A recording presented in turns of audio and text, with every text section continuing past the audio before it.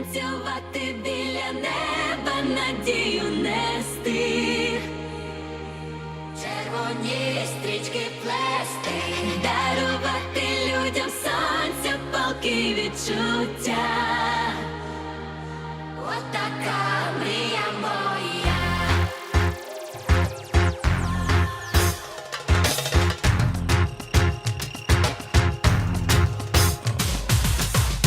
Танцювати біля неба, надію нести,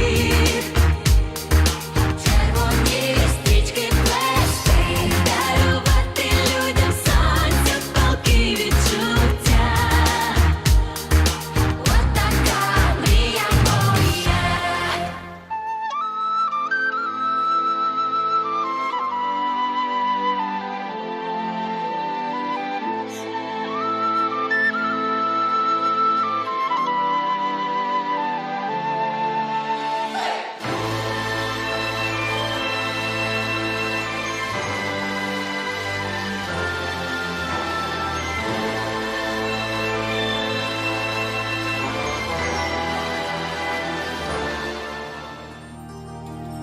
Ой, не зоря в небі запалала,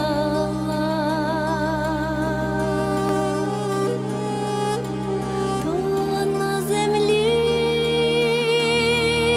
квітка розквітала,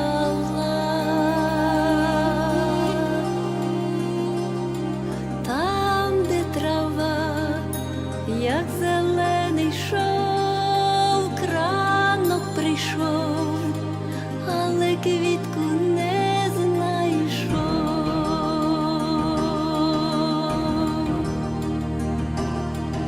Ой, доцвіла, та не квітка красна. Ой, то душа, що шукала щастя. Квітка душа, ніжна і жива, вітер почув і приніс її слова.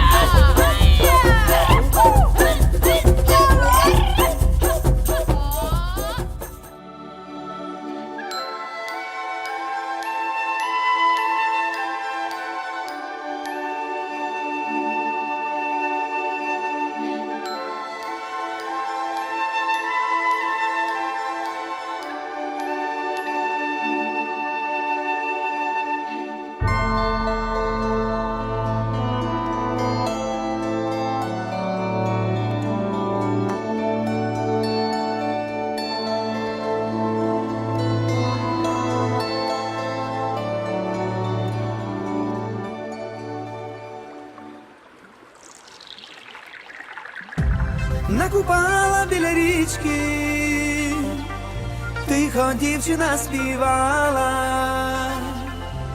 у вінок вплітала стрічки, по воді опускала, і по місячній дорозі плив віночок з білих квітів, в пелюстках краплини сльози. То весна прощала з літом, то весна прощала з літом. В ясну ніч на Івана Купала, на Івана Купала, пощастило на диво мені. В ясну ніч на Івана Купала, на Івана Купала, посміхалася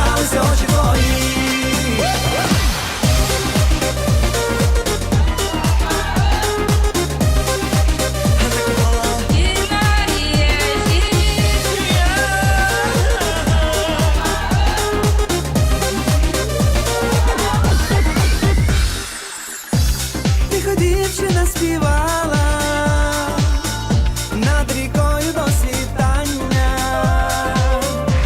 Мабуть, ще вона не знала про моє палке кохання, про моє палке кохання. В ясну ніч на Івана Купала, на Івана Купала, пощастило на диво мені. В ясну ніч на Івана Купала, на Івана Купала, посміхалися очі твої. В ясну ніч на Івана Купала.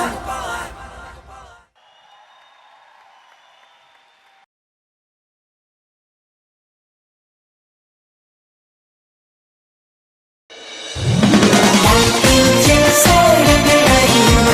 내가 사랑을 알아요.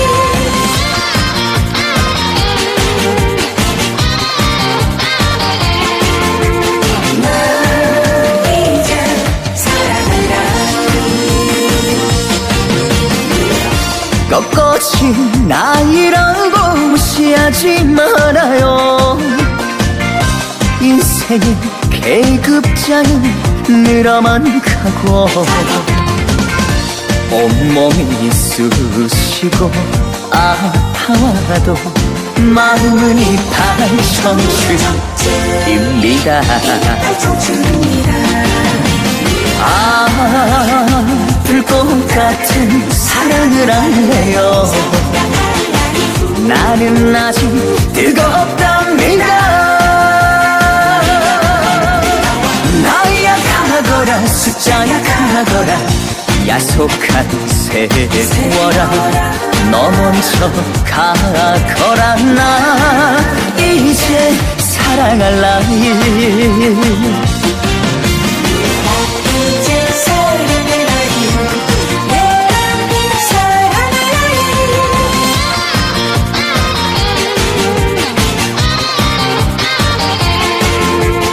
나 이제 사랑을 알아요. 꺾어진 나이라고 무시하지 말아요. 인생의 계급자는 늘어만 가고 온몸이 쑤시고 아파와도 마음은 이팔 청춘입니다. 아, 불꽃 같은 사랑을 할래요. 나는 아직 뜨겁답니다. 나약하거라 숫자약하거라 야속한 세월아, 너 먼저 가거라. 나 이제 사랑할 나이. 아, 불꽃 같은 사랑을 할래요. 나는 아직 뜨겁답니다. 나약하거라 숫자약하거라 야속한 세월아, 너 먼저 가거라. 나 이제 사랑할 나이. 내 나이 사랑할 나이. 사랑을 알아요.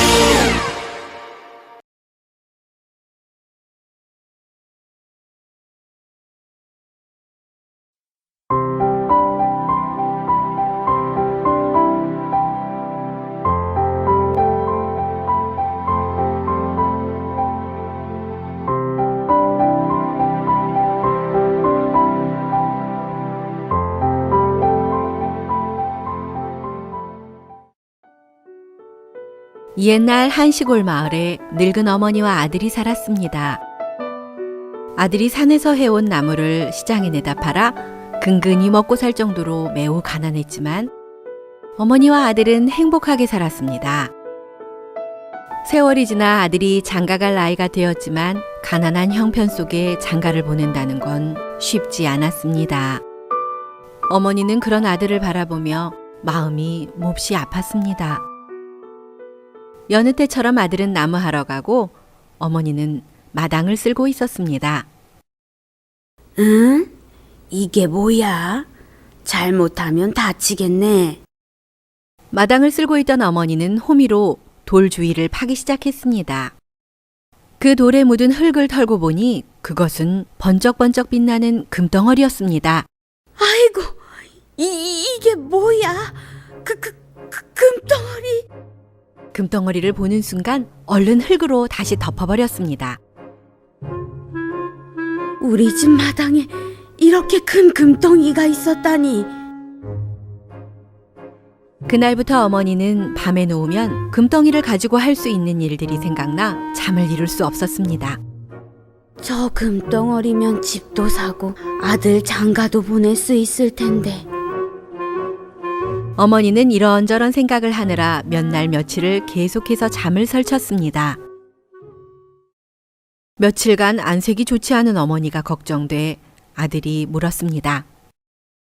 어머니, 어디 편찮으세요? 아니야. 괜찮다. 밥도 제대로 못 드시잖아요. 괜찮아. 걱정 말아라. 여느 때처럼 아들은 나무하러 산에 갔고 어머니는 방에 앉아 금덩이를 팔아 할 수 있는 일들을 생각했습니다. 그러다 어머니는 조금 더 깊이 생각해 보았습니다.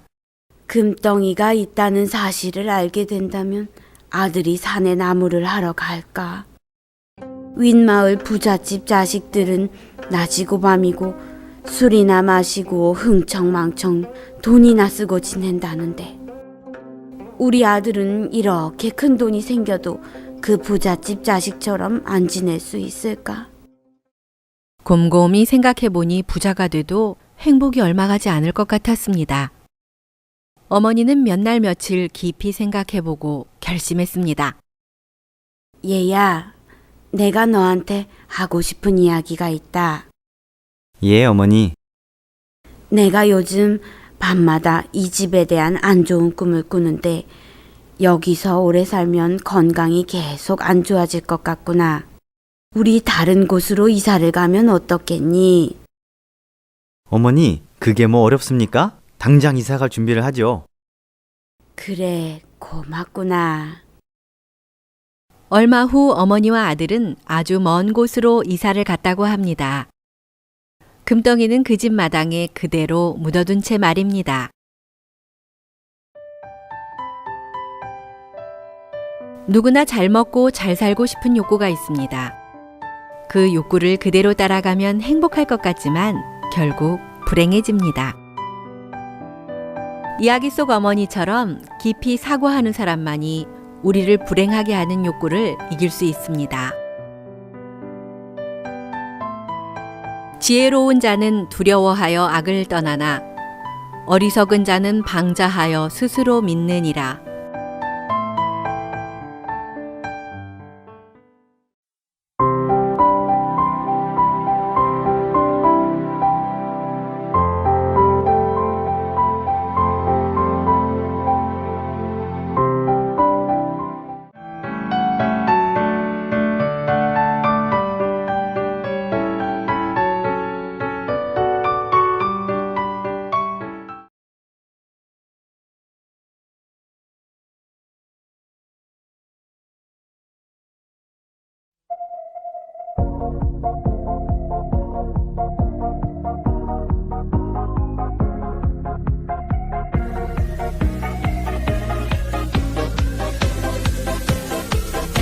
넌 듣기 또 말랑말랑해 네 눈빛까지 너무나 사랑스러워 눈이 안 보이게 웃으면 심장이 아프잖아 넌 토끼 시끼해 또 오실오실해 네 뱃살까지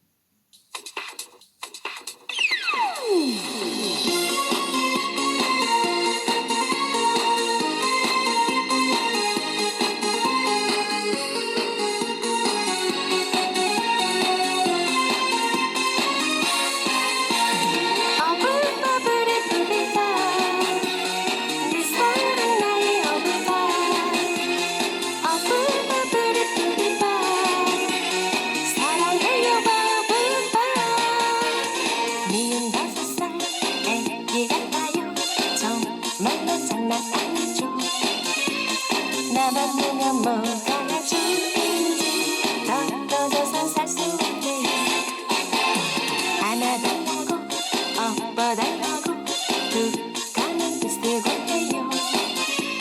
철은 없어도 착한 내 사랑 내게 와요 내 사랑.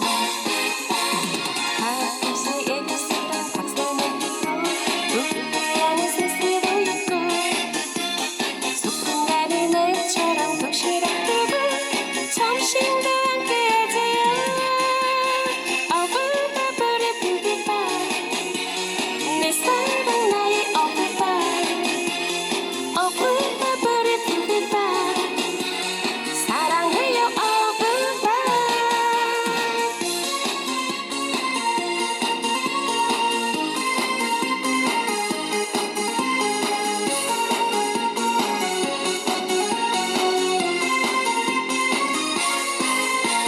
어불버불의 불빛바 내 사랑 나의 어불바 어불버불의 불빛바 사랑해요 어불바. 미운 7살 닮았어요. 이 사랑 듣기 그래요. 나를 만나면 뭐가 신나는지 끝없이 장난 맺혀요. 같이 있자고 놀아달라고 툭하는 데 쓰고 해요. 얼른 보아도 달래 보아도 철이 없는 내 사랑. 가끔씩 애교스런 박사는 뒤로 웃기하는 새스도 있고 햇살 좋은 날에는 김밥을 들고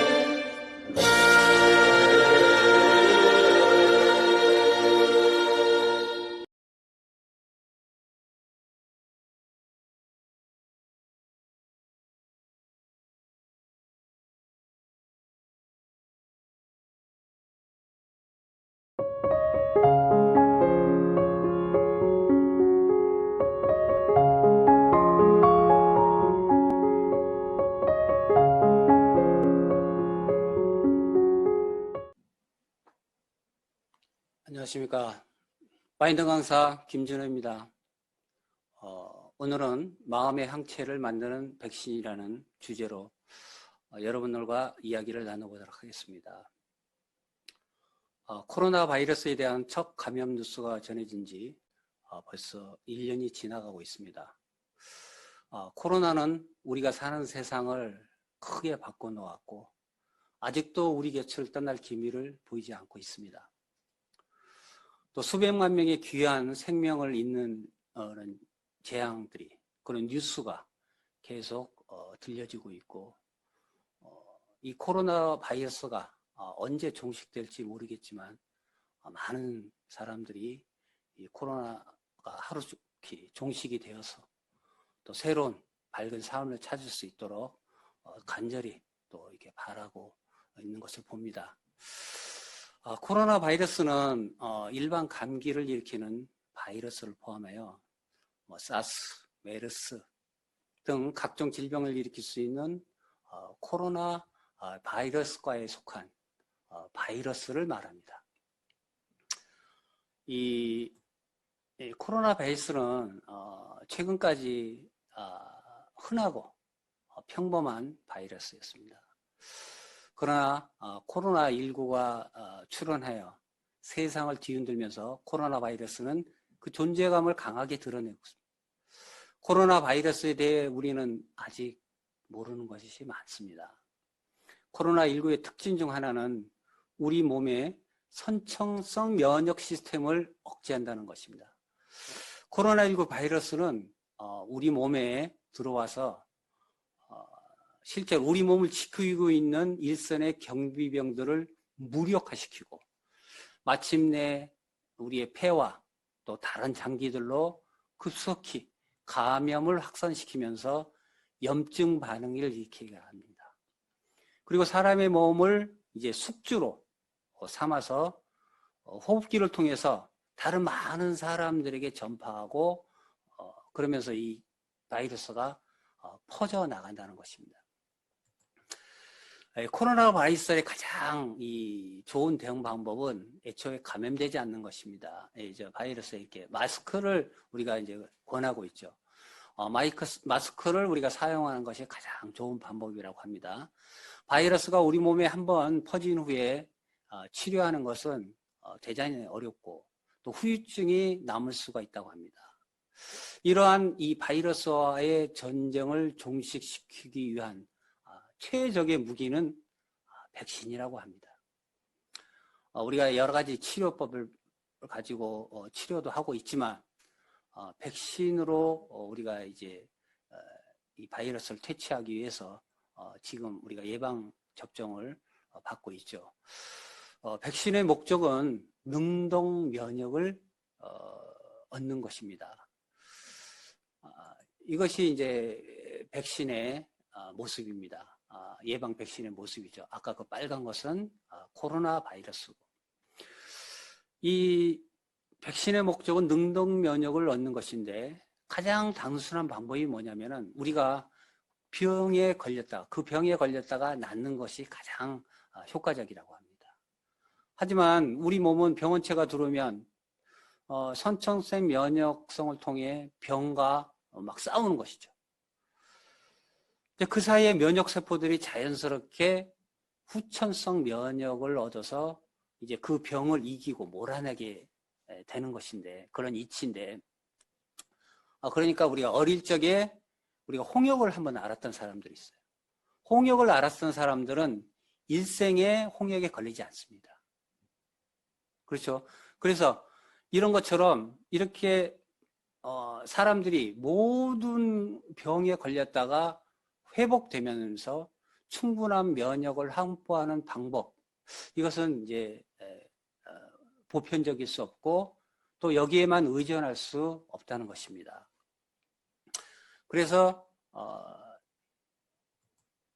이제 우리가 코로나에 걸리면 항바이러스제나 또 항체 치료제 그런 데를 투여해서 환자에 투여해서 바이러스를 이제 억제하고 질병 증상을 이제 치료하는데 지금 이제 백신이 개발이 되어졌기 때문에 이 백신은 우리의 몸의 면역을 높이주고 외부 침입자인 이 바이러스와 스스로 싸울 수 있는 능력을 만들어준다는 것입니다.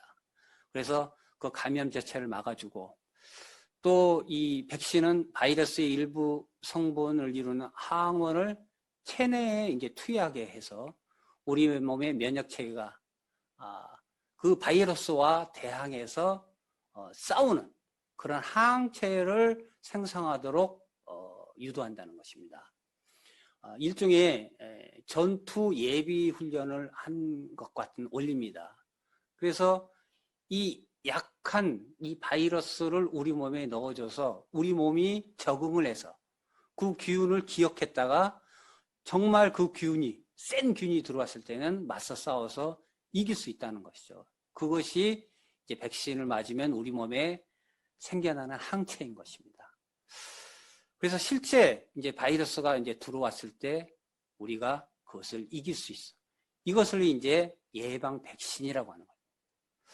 근데 이제 근간에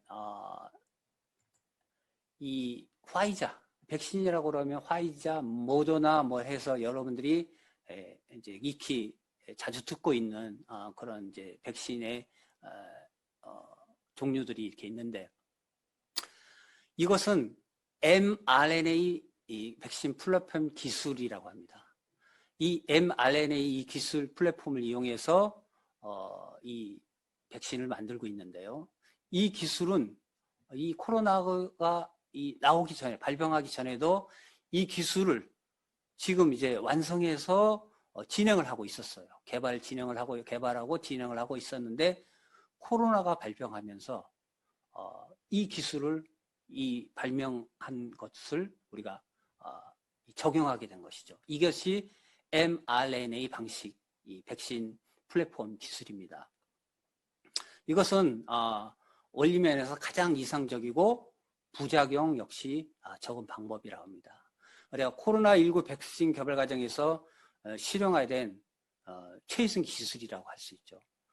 그래서 이 백신이 우리 몸속에 들어오면 우리 몸속 세포에서 직접 이제 이 항체를 생산해서 항체를 형성하는 것이죠.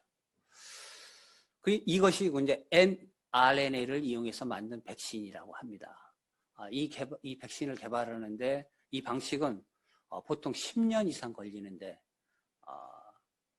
하나님이 또 이 기회를 주셔서 이것을 성공하게 하고 1년 만에 보통 3단계를 거쳐서 순차적으로 진행해야 되는 그런 과정인데 이 3단계를 동시에 진행을 해서 시간 단축을 해서 1년 만에 이 백신을 우리 인류가 만들어냈다고 합니다. 우리 몸에 백신이 이렇게 필요하듯이 여러분 우리 마음에도 마음의 면역력을 키워주는 이런 백신이 필요합니다. 이제 우리나라가 10대 강국이지 않습니까? 크게 성장하면서 대다수의 사람들이 풍족하고 풍요로운 환경 속에서 살아가고 있습니다. 그래서 이제 살면서 크고 작은 문제들을 만나면은 이제 어려움이 없기 때문에 쉽게 스트레스를 받고 우울에 빠집니다.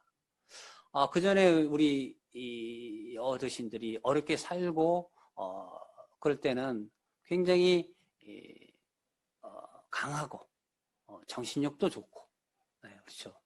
어려움도 이길 수 있고 그랬었는데 우리 삶이 풍요로워지면서 이제 이런 크고 작은 문제를 만나면 쉽게 스트레스를 받고 우울증에 빠진다는 것이죠.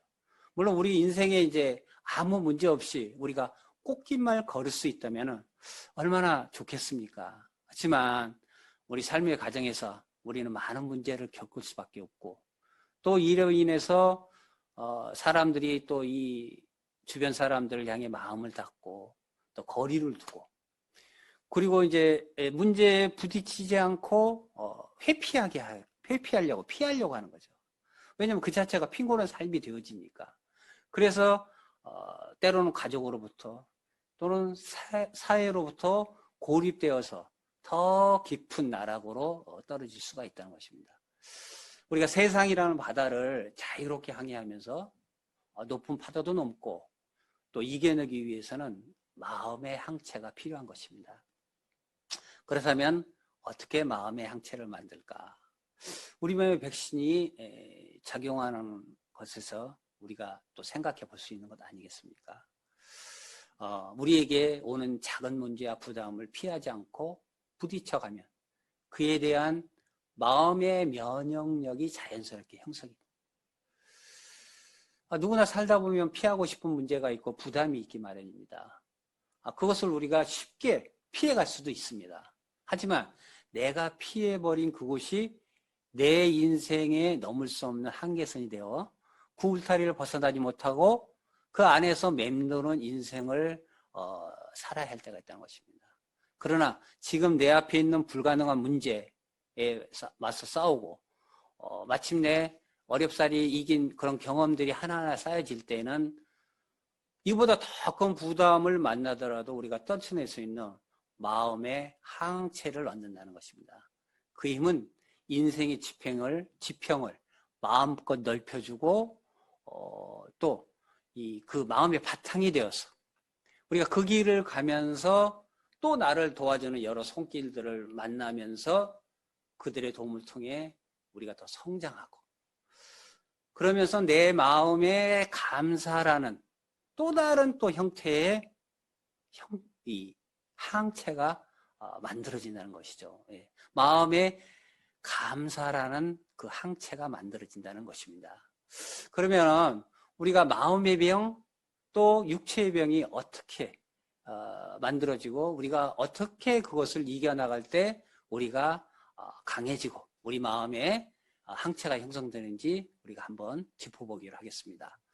자, 몸의 병과 마음의 병. 몸의 병은 사람의 전신이나 일부분에 이상이 생겨 정상적으로 이루어지지 않아서 괴로움을 느끼게 되는 현상을 말합니다. 그리고 마음의 병은 사람의 마음에 이상이 생기죠. 몸이 아니고 이제 마음에 이상이 생기면서 정상적인 사고와 교류가 이루어지지 않아 괴로움을 느끼게 되는 현상을 말합니다. 우리가 마음이 상한다고 하죠. 마음이 이제 왜 상할까요? 우리가 이제 대화를 하고, 우리가 사람을 만나면서 그 사람의 말, 그 사람의 행동, 우리가 작고 또 때로는 크고, 그런 것들로 인해서 우리가 마음이 상할 때가 있습니다. 그러면서 우리 마음에 그것을 향한 원망이 생기고, 불평이 생기고, 이제 마음이 어려워지는 것이죠.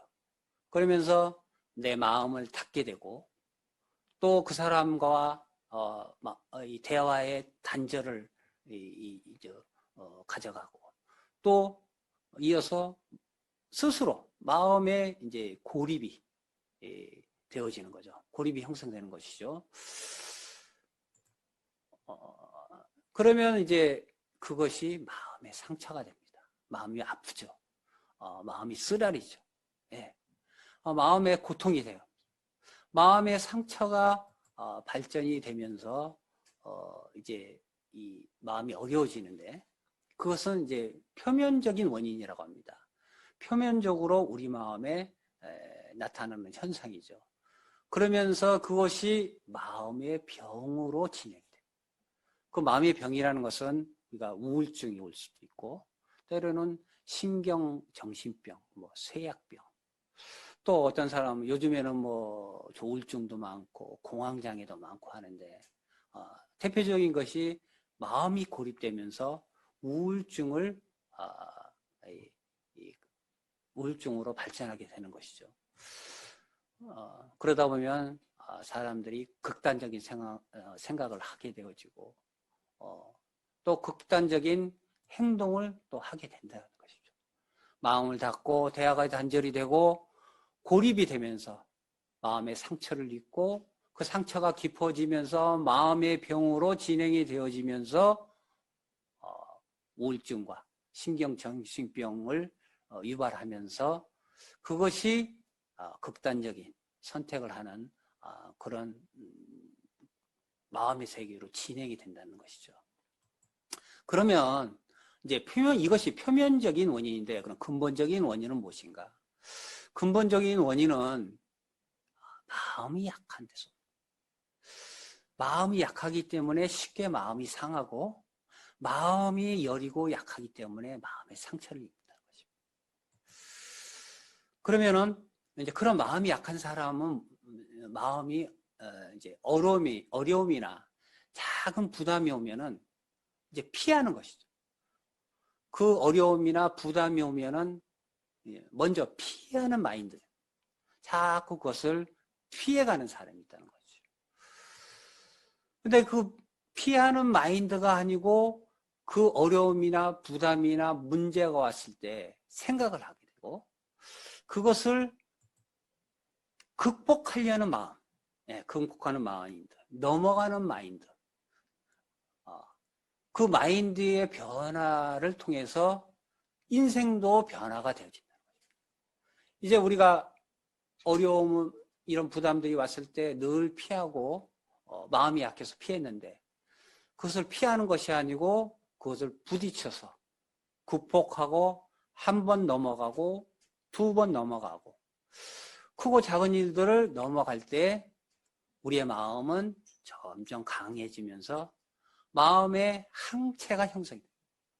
마음의 항체가 만들어질 때 우리에게 어떤 어려움이나 부담이나 또 우리에게 들려지는 사람의 말이나 또 보여지는 행동, 이런 것에 우리가 원망 불평하지 않고 마음이 상하지 않고, 그 약한 마음이 이제 피하는 마인드에서 이겨나가는 마인드, 극복하는 마인드가 만들어지면서 강한 마음으로 만들어진다는 것입니다.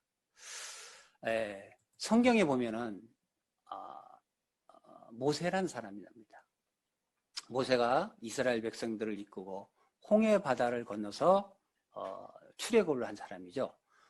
이스라엘 백성들이 홍해 바다를 건너서 가나안 땅으로 가기 위해서 홍해 바다를 건너는 장면입니다. 이제 가나안을 향해서 가는데 그 길로 인해서 이스라엘 백성들의 마음이 상했다고 합니다. 이건 민수기 21장의 이야기인데요. 그래서 하나님을 원망하고 또 그 원망이 하나님의 귀에 들리면서 하나님이 불뱀을 보내게 됩니다. 이제 하나님이 불뱀을 내려보내서 사람들, 이스라엘 백성들을 물게.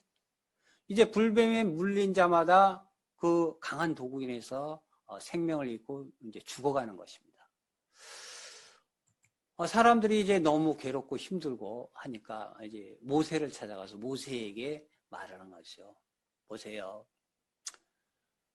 이제 우리가 여호와 당신을 향하여 원망함으로 이제 우리가 범죄하였는데, 당신이 여호와께 기도하여 이 뱀들을 우리에게 떠나게 하소서. 이 뱀들이 우리에게 떠나가서 우리가 죽지 않게 해달라고 하는 거죠. 그러니까 이제 모세가 그 백성들을 위하여 하나님께 여호와께 기도를 해요. 기도를 하니까 여호와께서 모세에게 이르시되 불뱀을 만들어 장대 위에 달라. 물린 자마다 그것을 보며 살리라. 자, 백성들은 이 불뱀을 떠나가게 해달라고, 불뱀을 없애달라고 했는데 하나님이 뭐라고 하시냐면 불뱀을 만들어 장대에 달라. 근데 그것을 보면 살리라. 모세가 놋뱀을 만들어서 장대에 높이 달았습니다. 그 놋뱀을 쳐다본 적 살더라 했습니다. 모세가 놋뱀을 만들어 장대에 다니 뱀에 물린 자마다 놋뱀을 쳐다본 적 살더라. 이제 불뱀에 물린 사람들은 이 불뱀을 떠나가게 해달라, 안 물리게 해달라 그렇게 했는데, 하나님은 놋뱀을 만들어 장대에 달라, 그것을 쳐다보는 사람마다 살리라, 쳐다본 적 살리라. 자, 말씀을 믿는 사람이 있고 안 믿는 사람이 있습니다. 자, 쳐다보면 산다고 하는 그 말씀을 믿는 사람은 그 불뱀의 독을 이기고 살아날 것이고, 안 믿는 사람은 죽는 것입니다. 모세가 광야에서 보햄을 든 것 같이 인자도 들려하리니 이는 저를 믿는 자마다 영생을 얻게 하려 하십니다. 2000년 전에 예수님이 이 땅에 오셨습니다. 이 노뱀은 예수님을 나타내고 있습니다. 예수님이 이 땅에 오셔서 무슨 일을 하셨습니까? 예수님은 이 땅에 오셔서 이 땅의 모든 사람의 죄를 담당하시고 그 죄값으로 예수님이 친히 십자가에 달려서 피를 흘리고 돌아가셨습니다. 이 내 죄, 이 김준호의 죄를 담당하시고 십자가에 매달려서 돌아가시면서 예수님께서 다 이루었다. 다 이루었다고 하시면서 예수님이 돌아가셨습니다. 자, 이 사실을 우리가 받아들이고 믿는 사람이 있고 이 사실을 믿지 못하는 사람이 있습니다. 하나님이 세상을 이처럼 사랑하사 독생자를 주셨다고 했습니다. 이 독생자가 예수님인데 예수님이 우리의 죄를 담당하시고 십자가에서 피를 흘리면서 돌아가십니다. 이는 저를 믿는 자마다 멸망치 아니하고 영생을. 그럼 어떤 사람이 멸망하고 어떤 사람이 영생을? 믿는 사람은 영생을 하지만 믿지 않는 사람은 멸망한다는 얘기입니다. 이제 우리를 향해서 하나님이 거룩하다 하시고 깨끗하다 하시고 의롭다 하십니다. 이제 이는 저를 믿는 자마다 멸망치 않고 영생을 얻는다고 하셨습니다. 2009년 라이베리아의 최요한이라는 학생이 봉사활동을 했습니다. 그가 이제 1년 동안 이곳에서 봉사를 하러 왔는데 어느 날 자다가 이 발에 따끔한 것이 느껴졌습니다. 정갈에 물린 것입니다. 이제 이 최요한이가 정갈에 물려서 이 독이 온 몸에 이제 퍼진 것이죠. 그래서 급히 이제 병원에 실려가게 됐습니다. 병원에 실려가서 심장이 먹고 또 먹고 하는데 이제 병원에서는 늦었습니다. 다른 병원으로 가세요. 다 병원마다 안 된다고 하는데 이제 마지막 병원에서 간청을 해서 그곳에 이제 입원을 하게 됐는데 그곳에서 이제 하나님의 말씀을 듣게 됐습니다. 오직 여호와를 낭망하는 자는 새 힘을 얻으리니. 이제 목사님과 그 전화 통화를 통해서 요한아 너에게 새로운 힘이 들어오면 네 안에 들어간 독을 이길 수 있어. 요한아 너는 지금 정갈의 독에 물려 죽어가고 있어. 하지만 여호와를 앙망하는 자에게 새 힘을 주신다고 하나님 말씀하셨어. 이제 너에게 새로운 힘이 들어오면 너는 네 안에 들어간 독을 이길 수 있어. 이제 그 말씀이 이 최요한 학생의 귀를 통해서 마음에 들어온 것입니다. 그 말씀이 최요한에게 들으면서 놀라운 일이 이제 가능성이 없고 이제 죽을 수밖에 없다고 병원에서 다 물리고 했었는데 최요한이가 그 말씀을 통해 마음의 항체를 얻고 그 병을 이긴 것입니다. 이 사진은 그가 둘째 날 정갈에 물렸을 때 사진이고요. 셋째 날 상처가 굉장히 심하게 발전이 됐죠. 2주 후에는 정말 흉측하게 이 독이 온몸에 퍼져서 굉장히 어려운 상황이죠. 근데 그 후에 완치되어서 건강한 몸을 찾게 됐습니다. 그가 4번이나 멎는 심장을 경험했고 또 하나님 말씀 안에 있는 독을 이길 수 있는 힘이 충분했다고 말씀을 믿을 때 새 삶을 얻을 수 있다고 그가 간증을 하고 있습니다. 그 이후로 그곳에서 그는 이 1년 동안 봉사활동을 잘 마치고 귀국을 했고 그 이후에도 많은 사람들 앞에 이 정갈의 독을 이긴 그런 이야기들을 다니면서 이렇게 간증을 하고 있습니다. 이제 건강을 되찾아서 그가 행복한 가정들이 있습니다. 예쁜 아이도 낳고 얼마나 건강하고 행복한 가정을 이루고 사는지 모릅니다. 여러분, 우리가 정말 이 육체의 병을 이길 수 있는 것은 먼저 우리의 마음이 이 마음의 병을 이길 수 있는 그 항체, 마음의 병을 이길 수 있는 그 강한 마음, 그것이 먼저가 아니겠습니까? 이 코로나 시대에 여러분 정말 이 건강한 마음, 강한 마인드, 그리고 극복할 수 있는 그런 마음을 가질 때 우리가 코로나도 이기고 더 좋은 세상을 우리가 새롭게 맞이하리라 믿습니다. 감사합니다.